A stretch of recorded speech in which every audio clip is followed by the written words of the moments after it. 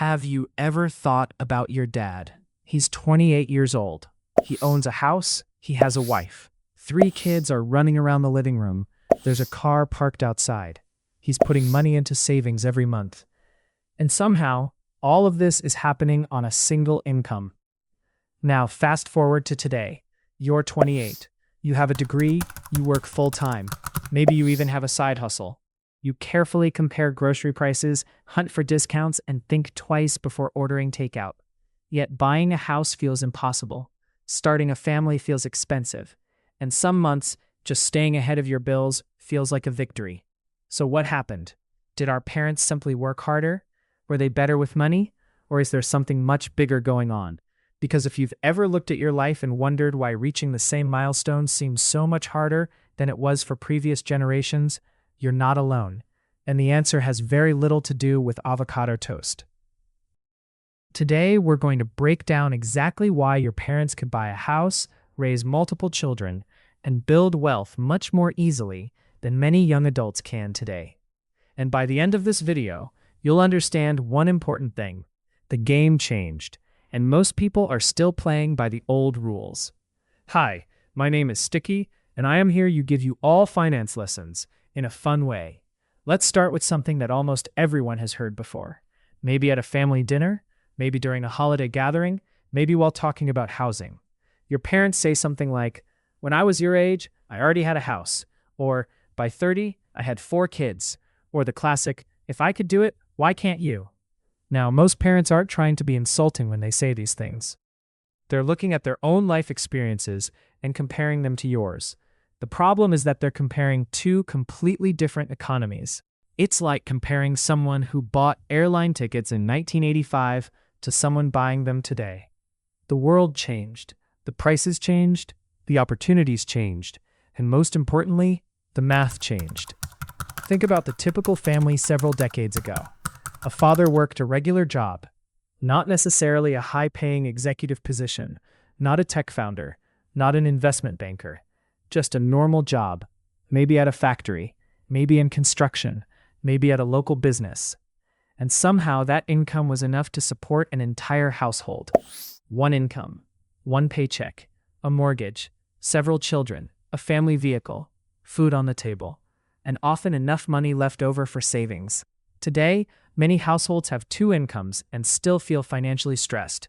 That fact alone should tell us something important. The issue isn't that young people suddenly became lazy. The issue is that the financial environment changed dramatically. Let's talk about housing. Because housing is where the biggest difference becomes obvious. For many parents and grandparents, buying a home was difficult, but it was achievable. That distinction matters. They had to save, they had to budget, they had to make sacrifices, but the goal was realistic. Today, for many young adults, homeownership doesn't feel difficult. It feels unreachable, and those are very different things. Imagine your father earning $30,000 a year decades ago and purchasing a house for $90,000. The home cost roughly 3 times his annual income. Today, many people earn around $70,000.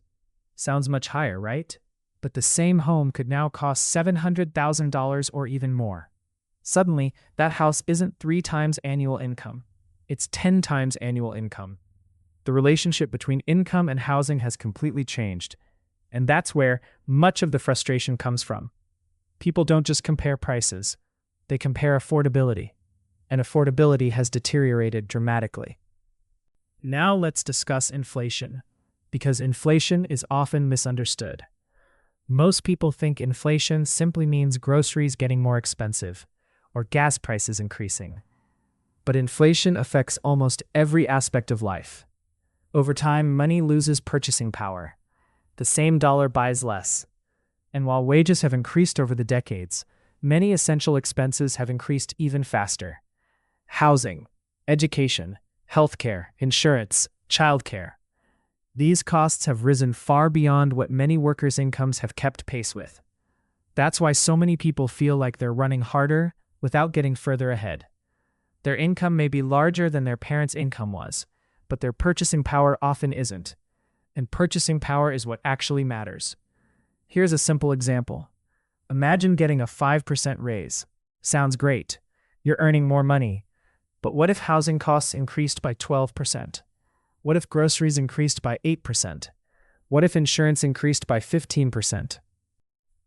Suddenly, your raise doesn't feel like progress. It feels like survival. And this cycle has been happening for years. That's why many people feel trapped. They're earning more money than ever before. Yet financially, they don't feel wealthier because costs keep moving faster than incomes. Another major difference is education. For many of our parents, college or university was significantly more affordable. A summer job could cover a meaningful portion of tuition. Students graduated with manageable debt levels. Today, many young adults begin their professional lives already carrying substantial debt before they buy a home, before they get married, before they start investing, before they have children. They're already financially behind. That changes everything. Imagine starting a race while carrying a backpack full of bricks. That's how debt can feel. It doesn't make success impossible, but it certainly makes the journey harder. Because this is where the contrast becomes even more shocking. Many fathers in previous generations raised 3, 4, or even 5 children, and again, often on a single income. Today, many couples carefully calculate whether they can afford even one child. Think about that. We live in one of the most technologically advanced periods in human history. Productivity is higher, tools are better, efficiency is better, yet starting a family often feels financially overwhelming. Why? Because the costs surrounding family life have exploded. Housing needs increase, childcare costs increase, healthcare costs increase, education costs increase. Everything becomes more expensive. So when older generations ask why younger people are delaying marriage or having fewer children, the answer isn't always cultural. Sometimes it's financial. People aren't postponing major life decisions because they don't want families. Many are postponing them because they're trying to survive econ. Then there's another factor nobody talks about enough. Lifestyle inflation isn't the whole story, but expectations have changed. Modern life includes expenses that didn't exist for previous generations. Internet, mobile phones, software subscriptions, streaming services, digital tools, technology upgrades. These aren't necessarily luxuries anymore. Many are required for work, communication, education, and daily life. The modern economy created new opportunities, but it also created new costs. Here's something important. When people say your parents worked harder, they're partially right. Many parents worked incredibly hard. Many immigrants worked incredibly hard. Many families made sacrifices that younger generations don't fully understand. That deserves respect. But hard work alone doesn't explain the difference, because hard work exists in every generation. The key difference is the return on hard work. Previous generations often received a larger financial reward relative to costs. Today, many people work just as hard, but face much steeper economic obstacles. The effort may be similar, the results are different. Think about wealth creation. For decades, homeownership was one of the biggest wealth-building tools available. People bought homes, home values increased, mortgage balances decreased, equity accumulated, net worth grew. Many families became financially secure, largely because they entered the housing market early. Today's younger generations face a difficult reality. The same asset that helped build their parents' wealth now requires enormous amounts of capital just to enter. It's like arriving at a party after all the cheap tickets have already been sold. You can still get in, but it costs much more. And then social media enters the picture. Every day, people compare themselves to others. Someone bought a house. Someone bought a luxury car. Someone made millions investing. The comparison never ends, but what social media rarely shows is timing. Timing matters a lot. Buying a home in a market decades ago is different from buying one today. Investing when asset prices were lower is different from investing now. Economic conditions matter. Luck matters.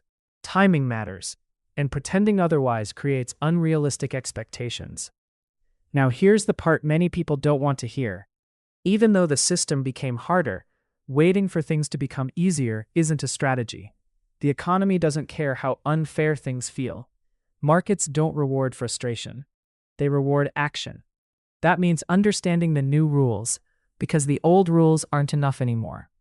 A stable job alone may not create financial freedom. Increasing skills matters. Increasing income matters. Investing matters. Building multiple income streams can matter. Financial education matters.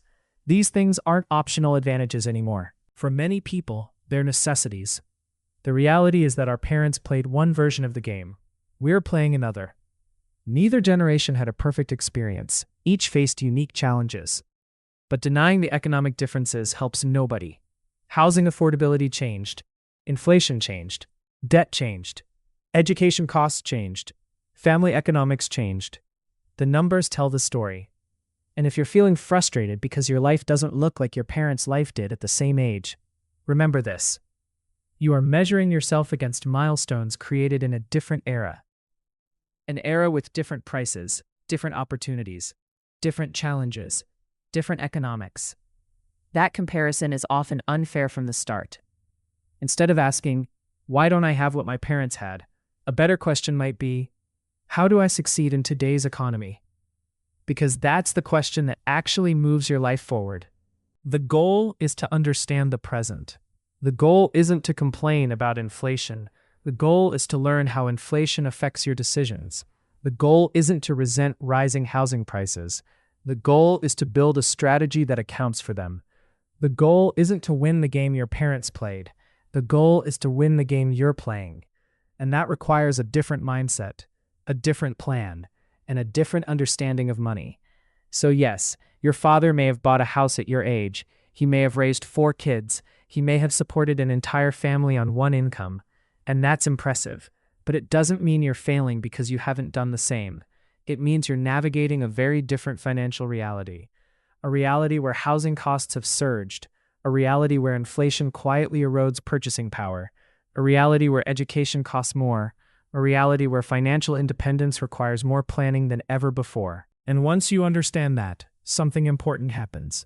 You stop blaming yourself for every economic challenge, and you start focusing on what you can control: your skills, your income, your investments, your financial habits, your long-term strategy. Because while you can't control the economy, you can control how you respond to it. And in the end, that's what builds wealth.